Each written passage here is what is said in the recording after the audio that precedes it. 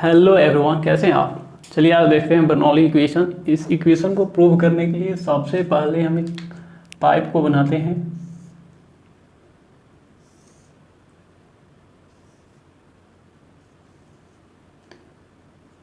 इस पाइप का area of cross section जो है वो डी ए है, इसका डिस्टेंस डी एस है, और इस पॉइंट को हम ए मान लेते हैं, इसको बी मान लेते हैं।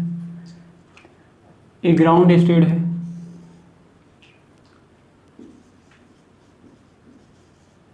ग्राउंड है।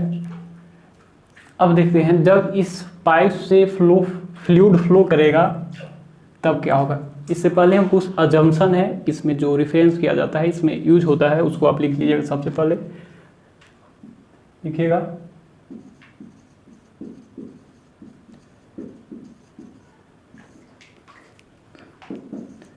the fluid is incompressible। जब फ्लूइड इनकम्प्रेसिबल होगा तो डेंसिटी यानी रो कांस्टेंट होगा। The fluid is non viscous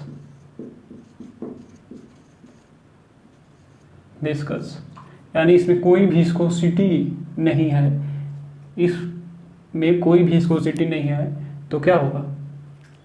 तीसरा देखिएगा द फ्लो इज एसटीडी या कंटिन्यूअस। इसका अजम्पशन यही है, यानी फ्लूइड क्या होगा, आइडियल गैस होगा, आइडियल फ्लूइड होगा। इसका अजम्पशन है जो इसमें ज्ञात करने के टाइम ध्यान दिया जाता है। अब देखिएगा, इसको मिटाते हैं।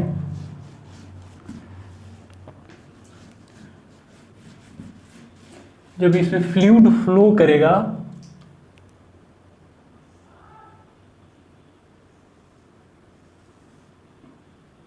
इस डायरेक्शन में फ्लूइड कर रहा है तो इसका डेंसिटी क्या है, कांस्टेंट है। इसका डेंसिटी क्या है, कांस्टेंट है, कांस्टेंट डेंसिटी है।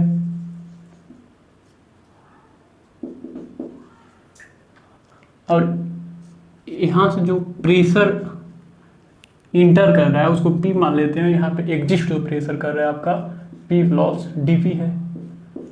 कोई भी ऑब्जेक्ट ग्राउंड स्टेट से ऊपर रहता है तो उसमें नीचे की तरफ डाउनवर्ड फोर्स लगता है जिसका नाम है ग्रेविटेशनल फोर्स। तो मान लीजिए इस पॉइंट से नीचे की तरफ फोर्स लगा, नीचे की तरफ फोर्स लग रहा है, नीचे की तरफ जो लगेगा फोर्स mg sin थीटा होता है, जो इसका में कोई जरूरत नहीं है। और इस पॉइंट से अंदर की तरफ जो फोर्स लगेगा वो क्या होगा, mg cos थीटा होता है, अपने पढ़े होंगे mg cos थीटा। हमें इसी cos थीटा का फाइंड करना है। और मान लीजिए इसके और इसके बीच थीटा एंगल बन रहा है, इन 90 डिग्री का। अब क्या करते हैं, इस पॉइंट से हम एक लंबवत इसे खींच लेते हैं, राइट एंगल ट्रायंगल हो गया। इस पॉइंट को ए मानिए, इसको बी मानिए, इसको सी मान लेते हैं। देखेंगे इन ट्रायंगल देखते हैं, in triangle A B C में सी ए वी सी, इसमें क्या है, इसको हम डी एच मान लेते हैं। ए डिस्टेंस बी से सी तक क्या है, डी एच है। अब देखते हैं कि ये लंब है, परपेंडिकुलर है, तो परपेंडिकुलर के सामने का जो साइड होता है वो क्या होता है, हाइपोटेनस होता है। यानी ए बी इक्वल टू क्या हो जाएगा, एच, और एच क्या है, डी एस है।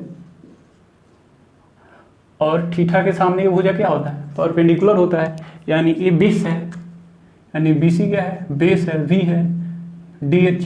तो कॉस थीटा का वैल्यू हम निकाल लेंगे। कॉस थीटा क्या हो जाएगा, बी बाई एच होता है, तो D H by D S हो जाएगा, कोई दिक्कत। अब इस बर्नौली इक्वेशन को प्रूव करने के लिए सबसे पहले हम प्रेशर फोर्स और ग्रेविटेशनल फोर्स निकालते हैं। तो देखते हैं, यानी ग्रेविटेशनल फोर्स क्या है, 1 + 10⁻⁴ × 10⁻⁴ mg cos theta, mg cos theta. तो यहाँ हम देखेंगे F इज इक्वल टू हो जाएगा आपका ग्रेविटेशनल फोर्स बोलते हैं इसको। cos थीटा का वैल्यू यहाँ पे रख देंगे, m का वैल्यू हम निकालेंगे, क्या होता है डेंसिटी का जनरल फॉर्मूला से। डेंसिटी अपन क्या होता है, मास अपन वॉल्यूम। तो मास क्या हो जाएगा, मास डेंसिटी का वॉल्यूम। तो क्या हो, एरिया ऑफ क्रॉस सेक्शन और डिस्टेंस, m का वैल्यू हो जाएगा इस जनरल फार्मूला से। m का value area of cross section और लेंथ जो होता है वो, तो m का वैल्यू क्या हो जाएगा, rho D A D S. Cos theta का वैल्यू आप यहाँ से ले लीजिएगा, क्या है D H by D S. Gravitational force आपका आ जाएगा, डी ए से डी एस कट जाएगा और इसमें जी होगा, density D A D H और जी होगा। अब इस पॉइंट पर, पॉइंट ए पर हम प्रेशर फोर्स निकालते हैं। प्रेशर के जनरल फार्मूला से देखिएगा आप, प्रेशर के जनरल फार्मूला होता है, क्या होता है, प्रेशर अपन क्या होता है is equal to force upon area. Pressure क्या हो जाएगा, प्रेशर इनटू एरिया। तो पॉइंट ए पर प्रेशर P है और एरिया क्या है, dA है। और इस पॉइंट B पर प्रेशर P प्लस dP है और एरिया क्या है, dA। तो दोनों को हम क्या करेंगे, अंतर कर देंगे, डिफरेंट करते हैं, तो प्रेशर फोर्स आ जाएगा। देखिएगा pressure force, force due to pressure.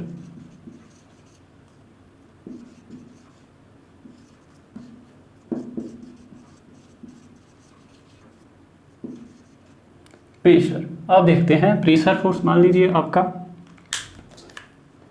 F P क्या है, पॉइंट ए पर प्रेशर फोर्स पॉइंट ए पर minus pressure force point B पर। अब देखते हैं इसमें, देखिएगा पॉइंट ए पर प्रेशर फोर्स क्या है,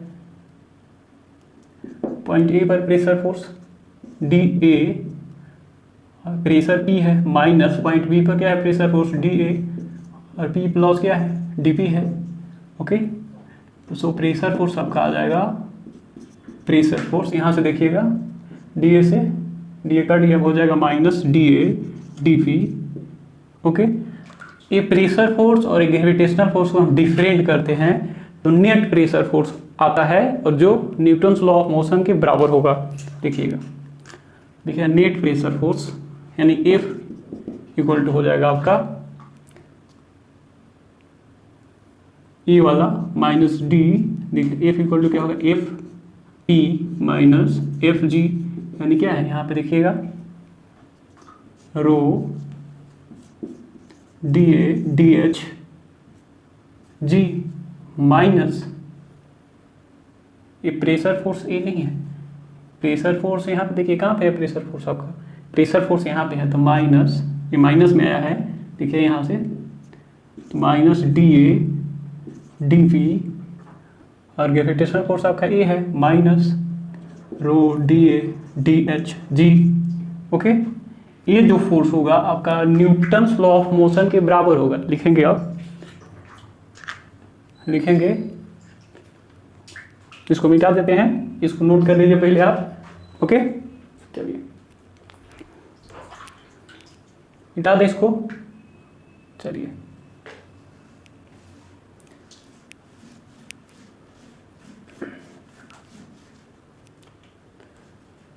लिखेंगे यूज द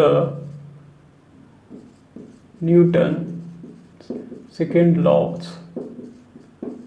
ऑफ मोशन। क्या होता है, एफ इक्वल टू क्या होगा, एम ए एम जी होता है ना।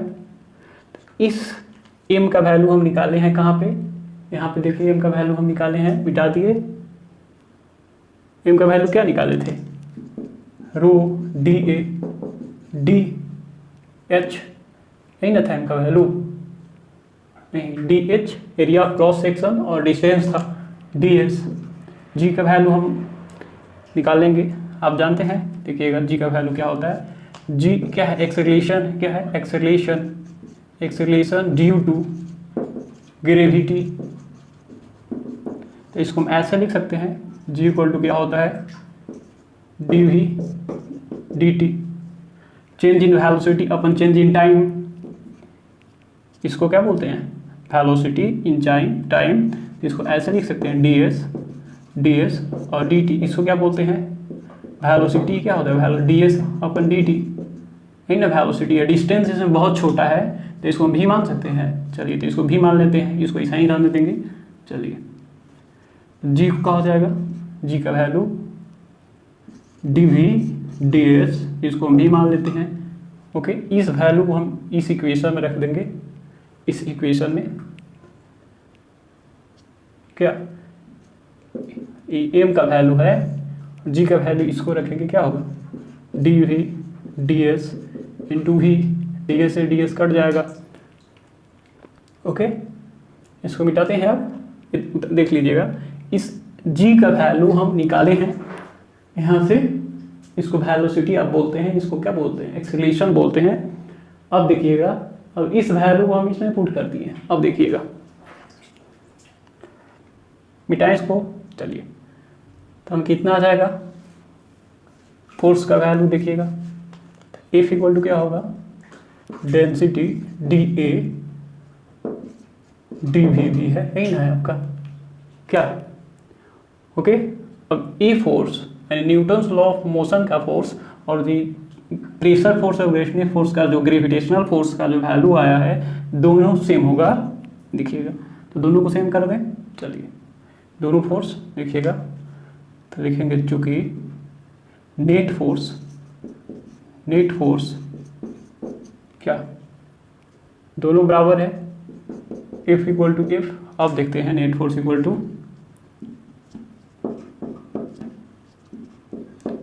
F इसका वैल्यू क्या है, rho dA v dV equal to हो जाएगा ई वाला फोर्स dA dP, माइनस में है, देखिएगा यहाँ पे भी माइनस में है, ये भी माइनस में है, minus rho dA dH g। इसको मिटाते हैं। अब दोनों फोर्स इक्वेशन, जब दोनों इक्वेशन बराबर है, इसका मतलब किसी भी कांस्टेंट, किसी वैल्यू से जब दोनों साइड हम भाग करेंगे या गुणा करेंगे तो कोई अंतर नहीं होता है। तो हम क्या करेंगे, रो dA g से क्या करते हैं, भाग कर देंगे, क्योंकि हमको बर्नौली इक्वेशन लाना है, इसमें भी भाग कर देंगे। रो dA g, ये रो डेंसिटी है, जिसका डेंसिटी इक्वल टू होता है मास अपन वॉल्यूम। इसके बाद देख लीजिएगा, इसमें आप कीजिएगा भाग तो क्या होगा, रो से रो कट जाएगा, dA से d कट जाएगा, था कभी dV g। इसको कीजिएगा तो क्या होगा, dP अपन रो g होगा, ये dP है आपका जो प्रेशर है, माइनस dH। चलिए इसको एक लाइन और यहाँ पे लिख देंगे। इस इक्वेशन को आप सब इधर आइएगा तो हो जाएगा प्लस, ये प्लस हो जाएगा आपका dH, ये क्या होगा 0। चलिए इसको मिटाते हैं। This equation is called Euler's equation. लिखिएगा, इस इक्वेशन को ऑयलर्स इक्वेशन कहते हैं। तो इज ऑयलर्स इक्वेशन इसको लिख लीजिएगा। जब इस इक्वेशन को हम इंटीग्रेट करते हैं तो बर्नौली इक्वेशन आ जाता है। चलिए मिटाते हैं इसको।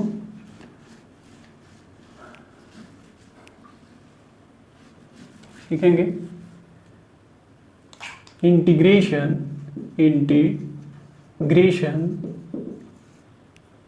ऑफ यूलर इक्वेशन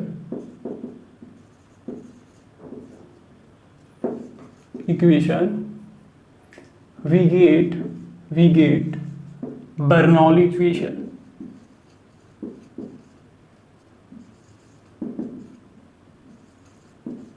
जब हम यूलर इक्वेशन को इंटीग्रेट करते हैं तो बर्नौली इक्वेशन आता है। चलिए इसको इंटीग्रेट करते हैं।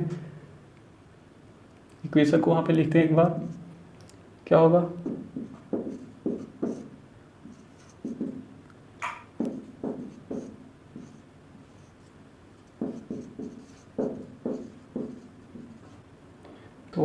सो मिटाएं, देखेंगे एक बार और।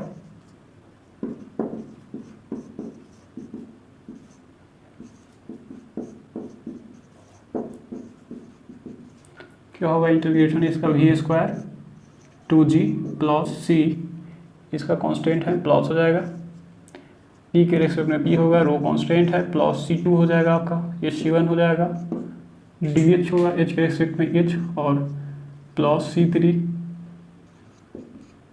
और जीरो का क्या होगा कांस्टेंट होगा c4 मान लीजिए इसको। चलिए इसको v² 2g प्लस रो अपन g प्लस क्या है h, क्या अरे बस c1 c4 है यहाँ पे, c4 minus c1 minus c2 minus c4 c3, इसको मान लीजिए एक नया कांस्टेंट आ गया, कांस्टेंट है ऑल आर इंडिफिनिट इंटीग्रल्स है। ये जो फॉर्मूला आ रहा है आपका इंटीग्रेशन का, जो जनरल फॉर्मूला आपने पढ़े ए वाला पता है ना, x1 प्लस 1, इसी भी पढ़े ना सेकेंड पार्ट में, वही वाला है। देखिएगा इंटीग्रेशन किया गया है, कुछ नहीं किया गया है इसको। देखिएगा अब इसको मान लीजिए एक नया कांस्टेंट आ रहा है, तो मान लीजिए इसको क्या है v² 2g प्लस क्या होगा प्लस h, कांस्टेंट है, यानी मान लीजिए नया कांस्टेंट c आ गया, c को हम कांस्टेंट बोल देते हैं, कांस्टेंट ऑलरेडी है कांस्टेंट। ओके इसको मिटाते हैं, नोट कर लीजिए इसको आप, क्या इसको आप पहले नोट कर लीजिए। चलिए हो गया, इसको मिटाएं।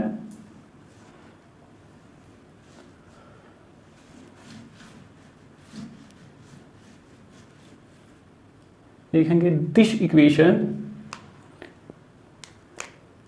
v² 2g प्लस dh, कुछ भी लिखिए आप, प्लस dh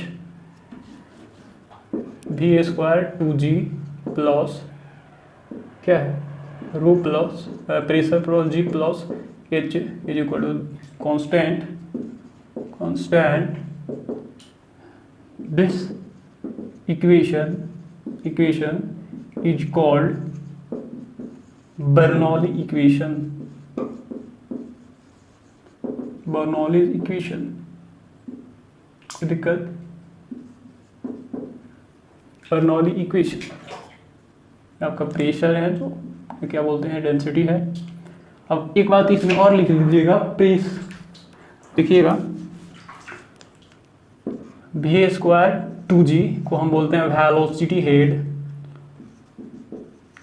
टी हेड, यहाँ स्पेलिंग पर ध्यान दीजिएगा, सिटी वाला सिटी, और क्या बोलते हैं रूजी को बोलते हैं प्रेशर हेड,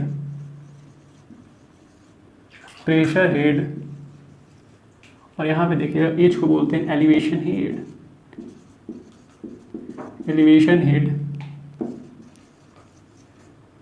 ये हो गया आपका बर्नौली इक्वेशन, जो बीएससी पार्ट 1 में बार बार पूछता है। चलिए okay, tata bye bye, thank you.